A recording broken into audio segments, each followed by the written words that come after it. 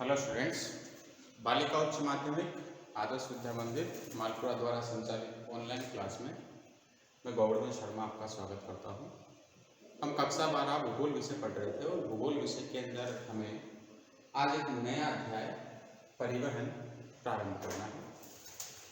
परिवहन जो है इसके अंदर हमारे सभी जो यातायात के साधन हैं, यातायात का दूसरा पर्याय हम परिवहन से ले सकते हैं।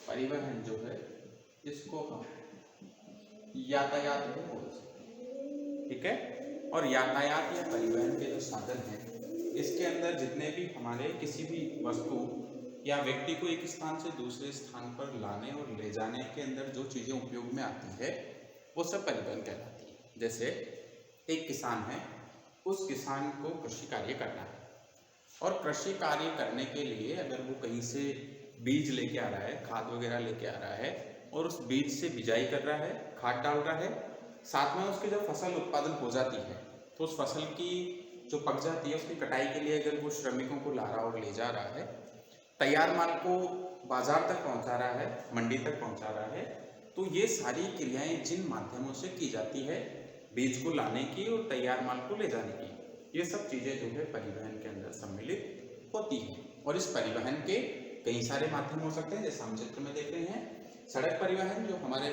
मोटरसाइकिल हो गई, कार वगैरह, बस, ये सब चीज़ें जो है सड़क परिवहन में सम्मिलित होती है।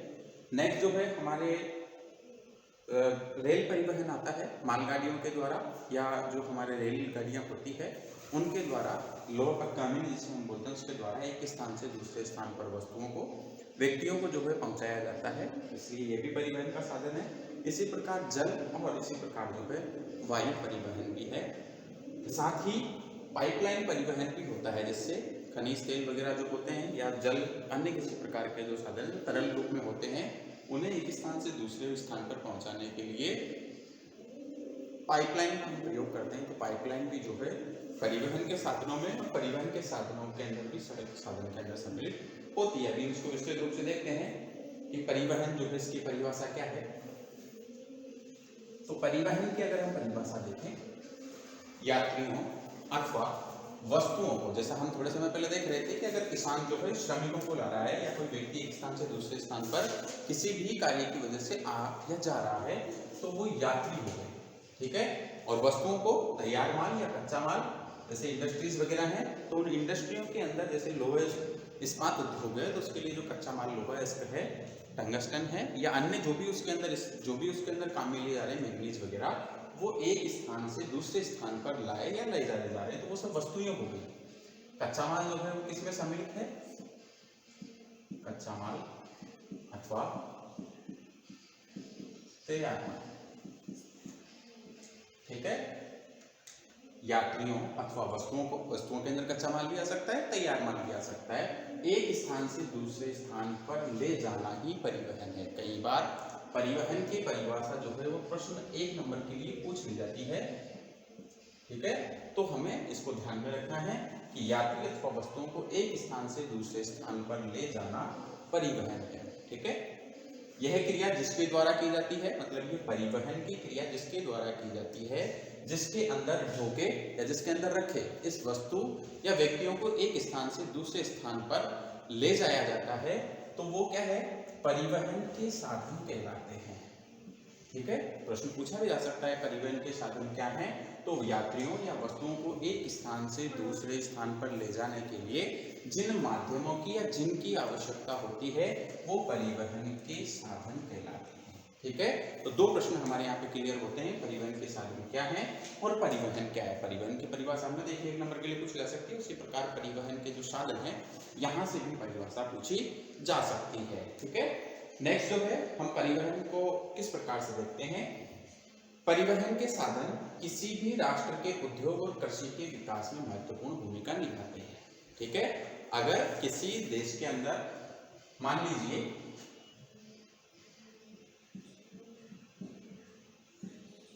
संसाधन भी पर्याप्त मात्रा में है, वहां तकनीक भी है, वहां उद्योग भी है, औद्योगिक इकाइयां भी वहां पे है, ठीक है, श्रमिक वगैरह सभी हैं, लेकिन वहां जो तैयार माल हो रहा है इन उद्योगों के अंदर, और उस तैयार माल को स्थानांतरण करने के लिए लाने अथवा ले जाने के लिए,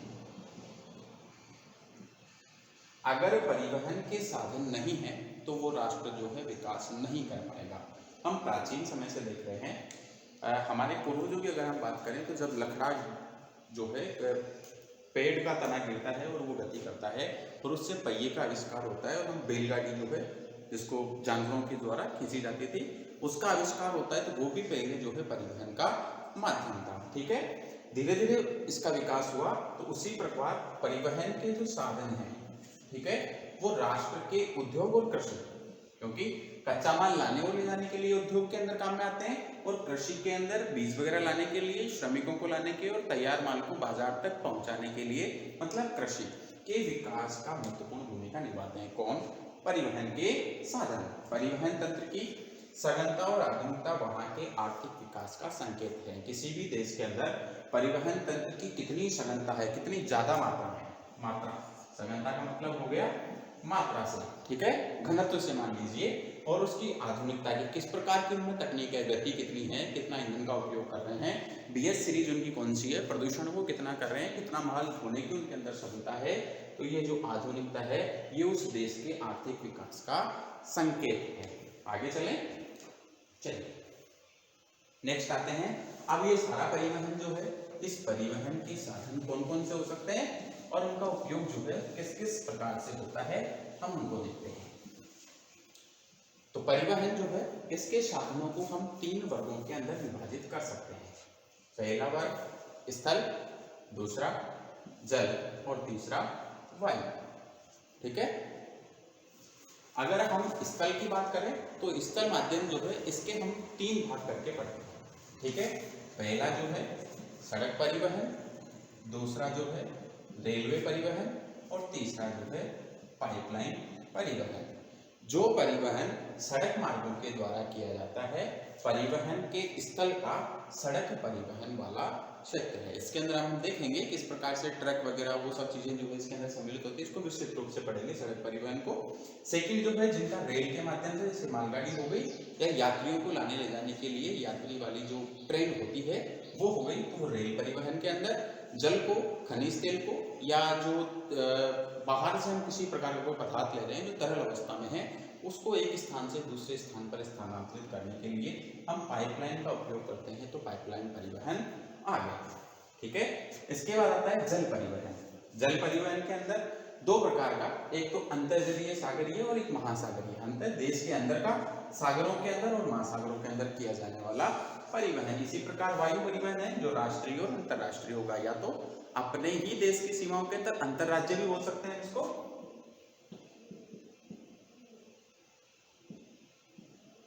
ठीक है, इसको हम अंतरराज्य परिवहन भी बोल सकते हैं और अंतरराष्ट्रीय परिवहन भी बोल सकते हैं। एक देश से दूसरे देश में या एक महाद्वीप से दूसरे महाद्वीप के अंदर होने वाला जो परिवहन है वो अंतरराष्ट्रीय परिवहन के अंदर आता है। वायु के द्वारा, जो हमारे एरोप्लेन वगैरह होते हैं, बड़े बड़े जहाज जो होते हैं उनके द्वारा किया जाता है। जल परिवहन के अंदर हमारी नावें हैं, जलयान हैं, उनके द्वारा। सड़क परिवहन के अंदर जो हमारे ट्रक वगैरह हैं उनके द्वारा। रेल परिवहन के अंदर मालगाड़ी आती है। पाइपलाइन परिवहन जो इसका भी स्थानांतरण होता है। आगे हम देखते हैं, आगे आता है यातायात के मुख्य जो है, इसको हम 5 भागों में बांट सकते हैं मुख्य रूप से। वैसे तो 3 है, जल परिवहन, वायु परिवहन और स्थल परिवहन। अब हम देखते हैं जल मार्ग यातायात। सबसे पहले आता है जल मार्ग यातायात। इसके अंदर जल है और जल के अंदर जो हमारे जहाज चलते हैं, नाव वगैरह चलती है, वो इसके अंदर सम्मिलित होती है। थल मार्ग आ गया, तो थल मार्ग के अंदर हमारी जो कारें वगैरह चल रही है, इन कारों वगैरह को इसके अंदर सम्मिलित किया जाता है। ठीक है, ट्रक को इसके अंदर सम्मिलित किया जा सकता है ना, माल लाने और ले जाने के लिए। हवाई परिवहन के अंदर हमारे जो एरोप्लेन वगैरह हैं उनको सम्मिलित किया जाता है। ठीक है, हेलीकॉप्टर वगैरह को। रेल परिवहन के अंदर हमारी रेलगाड़ी आती है।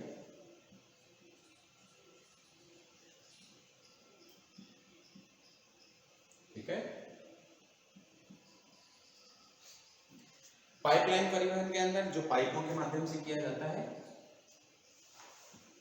ठीक है, और अंतरिक्ष यातायात परिवहन, इसका भविष्य के अंदर या आधुनिकता के अंदर इसका प्रयोग किया जाना है। आगे हम देखते हैं, सबसे पहले हमारे आते हैं ये इसके माध्यम है, ठीक है, कि जल परिवहन किस किस प्रकार से होता है।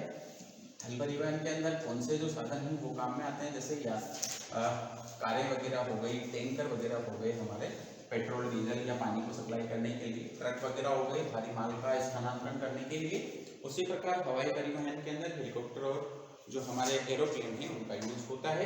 रेल परिवहन के अंदर मालगाड़ी, पाइपलाइन परिवहन को भी आप देख सकते हैं, और अंतरिक्ष के अंदर जिस प्रकार से भविष्य इसका देखा जा सकता है। ठीक है, आगे चलते हैं, यहाँ तक समझ में आ गया होगा।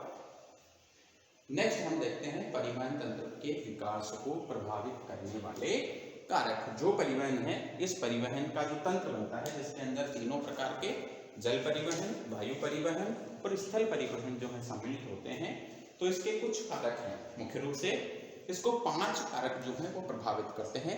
सबसे पहले आता है भौतिक कारक। जिस प्रकार की वहां की स्थल की संरचना है, स्थल की संरचना, अथवा हम इसको उच्चावच के रूप में भी ले सकते हैं। ठीक है, मतलब पर्वत है, पठार है, मैदान या फिर सागर। सागर के अंदर तीनों चीजें आप सम्मिलित कर लें, नदी भी हो सकती है, झील भी हो सकती है, सागर अथवा महासागर भी इसके अंदर आते हैं। भौतिक कारक किस प्रकार से प्रभावित करेंगे परिवहन को? मान लीजिए किसी क्षेत्र की जो बनावट है वो समतल है, प्राय मैदान अथवा पठार के रूप में, तो वहां पे नदियां तो होगी नहीं, तो इस स्थानों के ऊपर जो है सागर नहीं होगा, तो जल परिवहन जो उसका विकास नहीं हो सकता। लेकिन समतल है, इसलिए यहाँ पे सड़क परिवहन का विकास भी हो सकता है और रेल परिवहन का विकास भी हो सकता है। साथ ही समतल मैदान होगा, जनसंख्या का जमाव ज्यादा होगा। क्या होगा? जनसंख्या का जमाव ज्यादा होगा, और जनसंख्या का जमाव ज्यादा होने के साथ ही यहाँ पे परिवहन के साधनों की आवश्यकता अधिक पड़ेगी। इस प्रकार हम देखते हैं हमारे राजस्थान के पूर्वी और पश्चिमी भाग की अगर हम बात करते हैं, तो पूर्वी भाग के अंदर जनसंख्या सघनता ज्यादा है। ठीक है, हम जब राजस्थान के भौतिक प्रदेश देखते हैं तो अरावली पर्वतमाला के पश्चिम के अंदर लगभग 61%, 61.40% जो है क्षेत्रफल हमारा मरुस्थलीय है, और शेष लगभग 38.60% जो क्षेत्र है वो हमारा पूर्वी मैदान के अंदर आता है। ठीक है, इसके अंदर ही अरावली पर्वतमाला भी है, तो लगभग ये 29% इसकी मात्रा या इसका जो क्षेत्र है वो रह जाता है। ठीक है, लेकिन इस 29% क्षेत्र में पूरे राजस्थान की लगभग 60% जनसंख्या निवास करती है, और इस 61% के ऊपर 40% जनसंख्या निवास करती है। अब इस पूर्वी क्षेत्र के अंदर क्षेत्रफल तो 29% ही है संपूर्ण राजस्थान का, लेकिन जनसंख्या 60% निवास करी है, तो यहाँ पे परिवहन के साधनों का विकास ज्यादा होगा अपेक्षाकृत पश्चिमी क्षेत्र के। ठीक है, पश्चिमी क्षेत्र के अंदर मरुस्थल ज्यादा है, मरुस्थल होने से यहाँ पे पानी की अन्य सुविधाओं की जो है कमी होती है, इसलिए परिवहन का विकास भी यहाँ पे, जनसंख्या कम रही और जनसंख्या कम रहने से परिवहन का विकास भी यहाँ पे नहीं हो पाया। ठीक है, इसी प्रकार किसी क्षेत्र की अगर भौगोलिक संरचना पर्वतीय है, ठीक है, जैसे हमारा हिमालयी पर्वतीय क्षेत्र, तो ऐसे क्षेत्रों के अंदर परिवहन भी केवल सड़क परिवहन का ही विकास हो पाएगा। वहां पे रेल परिवहन, या फिर अगर हम प्लेन वगैरह हमें चलाने हैं तो वहां पे उसका रनवे जो हवाई अड्डा हम बनाते हैं उनको बनने के लिए अगर पर्याप्त जगह नहीं होगी तो उनका विकास जो है नहीं हो पाएगा। तो ऐसे पर्वतीय क्षेत्रों के अंदर केवल सड़क परिवहन जो है उसी का विकास हो पाता है। नेक्स्ट आता है हमारे सांस्कृतिक कारक। सांस्कृतिक जो कारक हैं, इन सांस्कृतिक कारकों को हम हमारी जनसंख्या से जोड़ सकते हैं। ठीक है, जैसा कि हम थोड़े समय पहले पढ़ रहे थे कि जहाँ की जनसंख्या जो है, अब उस जनसंख्या की संरचना से हम उसको यहाँ पर लेंगे। ठीक है, जनसंख्या की आर्थिक स्थिति कैसी है। ठीक है, मतलब वैसे हम इसको आर्थिक कारक अलग से ले सकते हैं, लेकिन वहाँ सांस्कृतिक कारकों के हिसाब से भी हम इसको देखेंगे। सांस्कृतिक कारक के आधार पर हम देखते हैं तो वहाँ की जनसंख्या का स्वरूप किस प्रकार का है ना, आर्थिक रूप से कितनी सक्षम है, उस प्रकार से जो है यहाँ की सांस्कृतिक कारक जो है वो भी जो परिवहन है उसको प्रभावित करते हैं। ठीक है, नेक्स्ट आता है आर्थिक कारक। किसी क्षेत्र के अंदर संसाधन अधिक है, मान लीजिए वहां पे कच्चा माल जो है वो अधिक निकल रहा है, ठीक है, इसको हम प्राकृतिक संसाधनों से जोड़ सकते हैं, इससे प्राकृतिक संसाधन, ठीक है। अगर उस क्षेत्र के अंदर प्राकृतिक संसाधन ज्यादा होंगे तो सीधी सी बात है इन प्राकृतिक संसाधनों का दोहन किया जाएगा, और इनको दोहन करने के लिए, इस कच्चे माल को इंडस्ट्रियों तक पहुंचाने के लिए, इसका परिसंस्करण करने के लिए, परिष्कृत करने के लिए, इसका शोधन करने के लिए हम इंडस्ट्रियों के पास सामान को लेके जाएंगे। इसको खनन करने के लिए जनसंख्या जो है वो भी यहाँ पर आएगी और जाएगी, तो इस आधार पर भी जो है यहाँ पे परिवहन का विकास ज्यादा होगा। वहीं अगर किसी क्षेत्र के अंदर प्राकृतिक संसाधनों का अभाव है, वहां से किसी प्रकार की आर्थिक क्रियाएं जो संचालित नहीं हो रही है, तो उस क्षेत्र के अंदर जो है जनसंख्या का जमाव कम होगा, और जनसंख्या का जमाव कम होने के साथ ही परिवहन का विकास भी कम होगा, ठीक है। उसी प्रकार वहां पर निवास करने वाले लोगों की आर्थिक स्थिति किस प्रकार की, वो अफोर्ड कर सकते हैं या नहीं कर सकते परिवहन के साधनों का व्यय, तो अगर उनकी आर्थिक स्थिति ज्यादा ठीक होगी, सामाजिक कार्य के अंदर हम इसको देख सकते हैं, आर्थिक स्थिति अगर उनकी ठीक होगी तो अधिक परिवहन के साधनों का प्रयोग करेंगे। नेक्स्ट आता है सुरक्षा कारक।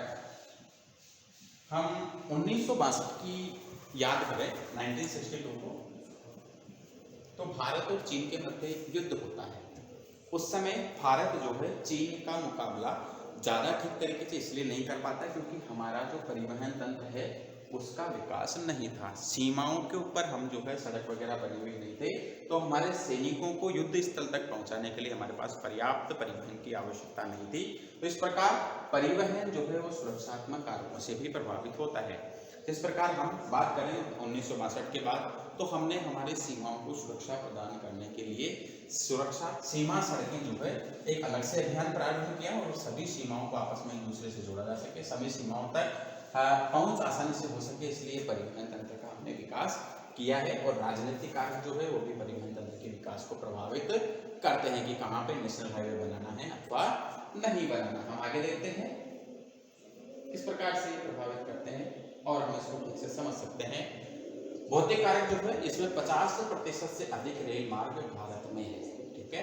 कच्ची सड़क सर्वाधिक मैदानी भाग में, जबकि पक्की सड़कें पठारी क्षेत्र में मिलती है। सांस्कृतिक कारक की अगर हम बात करें तो पश्चिमी रेगिस्तान में कम विकास हुआ है क्योंकि वहां जनसंख्या का निवास कम है।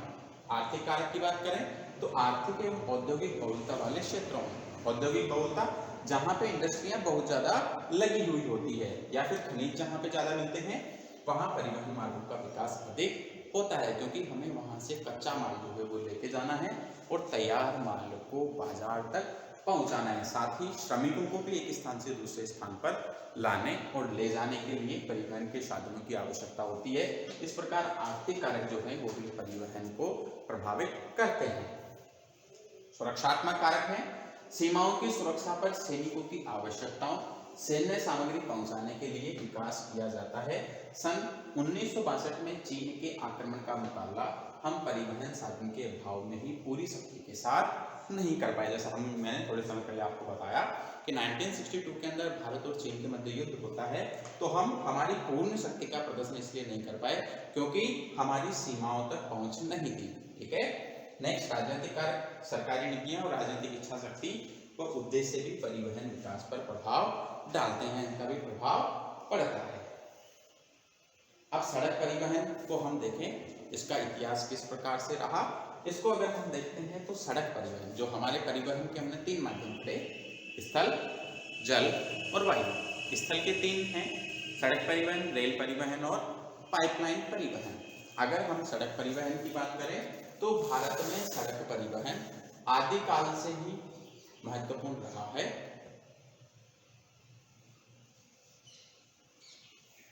परिवहन अन्य साधनों का आधार स्तंभ है। ये जो परिवहन है, परिवहन के साधन अन्य साधनों का जितनी भी क्रियाएं हो रही है उनका आधार स्तंभ है। मोहनजोदड़ो हड़प्पा की खुदाई में धर्तव्य होता है, यह हमें पता चलता है कि आज से 5000 से 8000 वर्ष पूर्व भी भारत में पक्की सड़कें थी, ठीक है। हम सड़कों का इतिहास पढ़ रहे हैं कि भारत में सड़कें कब से थी, सड़क परिवहन जो है कब से प्रारंभ हुआ।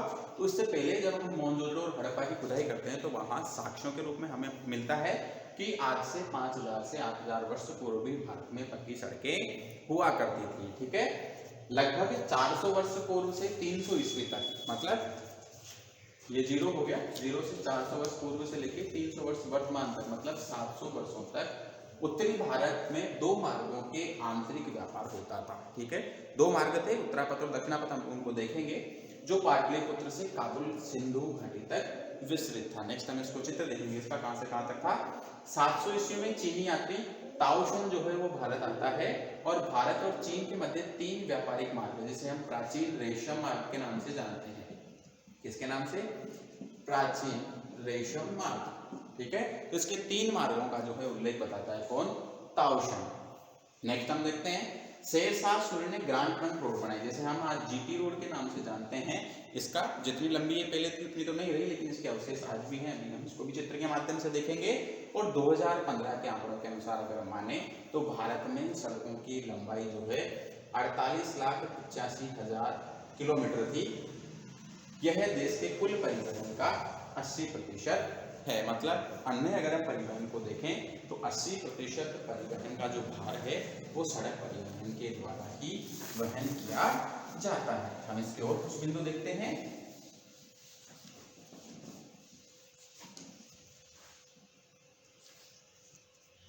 ये देखिए, मोहनजोदड़ो और हड़प्पा को हम देखते हैं तो यहाँ पक्की सड़कें जो है इनका हमें अवशेष प्राप्त होते हैं। इसके बाद हम जो जीटी रोड है, आज जो वर्तमान अफगानिस्तान के अंदर काबुल है, वहां से लाहौर जो पश्चिम बंगाल इसके अंदर पाकिस्तान में है, दिल्ली और आगरा होते हुए कलकत्ता तक जो है इस सड़क का विस्तार था। ये इस प्रकार से जो रेड कलर के अंदर हमें दिखाई दे रही है, ये जीटी रोड थी, है ना, शेरशाह सूरी के द्वारा बनाई गई थी, और इस सड़क के अवशेष हमें प्राप्त होते हैं। इससे भी जो है प्राचीन भारत में जो परिवहन था इसके विकास का हमें ध्यान में आता है। इसके बाद जो 2 परिवहन के मार्ग थे भारत के अंदर, आंतरिक परिवहन, उत्तरा परिवहन और दक्षिणा परिवहन, हम इसको भी देख सकते हैं।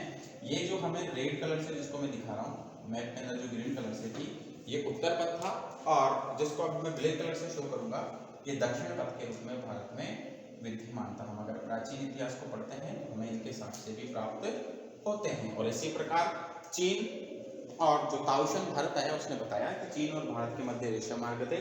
तो 3 जो मार्ग थे चीन और भारत के मध्य, उन मार्गों को हम इस प्रकार से देख सकते हैं। ये देखिए आप, ये रेड कलर से जिसको भी शो किया है, ये तीनों मार्ग जो है भारत और चाइना के मध्य थे। नेक्स्ट जो है सड़क परिवहन का महत्व, वो हम आने वाली जो हमारी क्लास होगी उसमें पढ़ेंगे। धन्यवाद। आपको क्लास किस प्रकार की लगी, इसके सुझाव जो है आप कमेंट बॉक्स में डाल सकते हैं।